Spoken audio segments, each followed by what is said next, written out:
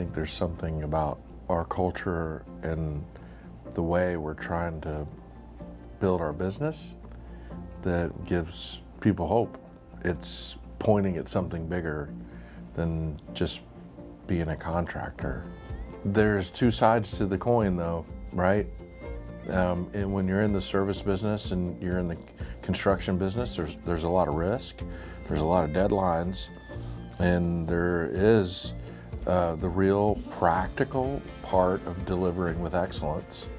And the opportunity, I think, is to not stop there, that sometimes the ego or the identity wants to stop at being the best, but I think that there's something bigger.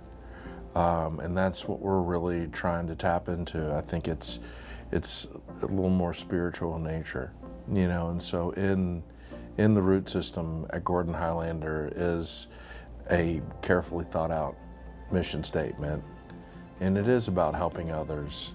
Such a powerful thing to contemplate. You know, what is a person's God-given potential? I can tell you that I don't have all the words for it. It's more of an understanding than it is an explanation. And what I can tell you is how I mess it up. If I'm not careful, I'll let what other people think of me and how hard I work define me.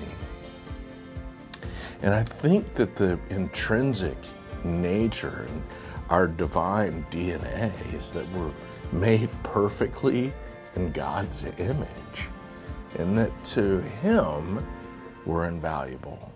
The world talks about people like they're replaceable. The marketplace talks about people being replaceable. And I just don't believe that that's the real truth. I see it differently, and I know now that it's not a destination or a place that we'll arrive at in our life or on this planet, but the pursuit of it, the journey, is the experience. A person's God-given potential is the fearless pursuit of God in their life. You know, what I love about Gordon Highlander is we have community here. And it's amazing. It's by others that we're wounded, but it's by others that we're allowed to heal. And it's really messy and it's really hard to do, but I think building community in your business is really important. It's not if, it's when the seasons will come or the trials will come. We've been through lots of iterations of them. They come and go. The most amazing gift in all this is getting to be on this journey with the people that I love. We've been doing it together for a really long time. Everyone knows I'm far from perfect.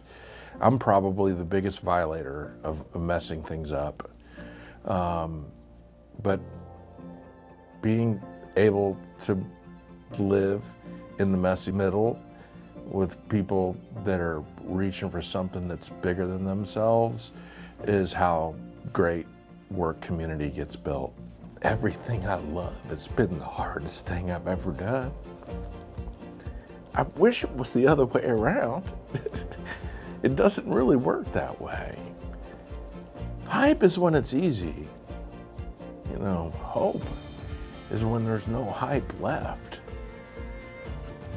The real battle is in the trench, and it's not a matter of if, it's just when. We've been really successful, but we've done a lot of work, and what people don't see is the millions of mistakes and failures that are behind our success. There's a funny business anecdote. It's, hey boss, what if we train everyone up here and they leave, versus what if we don't train them up and they stay? Some of my favorite experiences along the way is when people were trained up and they wanted to go and try it for themselves and have made their way back here. I haven't got to leave here, so I don't know.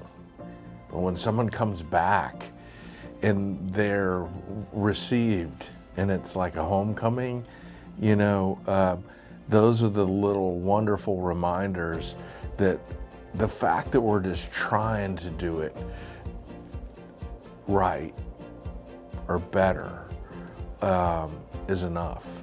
And then just the amazing amount of people that are here, that have been here from the beginning, Mandy and Eric, and their development and this whole organization's development, and just this reoccurring theme where we continue to reach for excellence and we think we know where it's going to end up, and then somehow we end up in a better place than we ever imagined.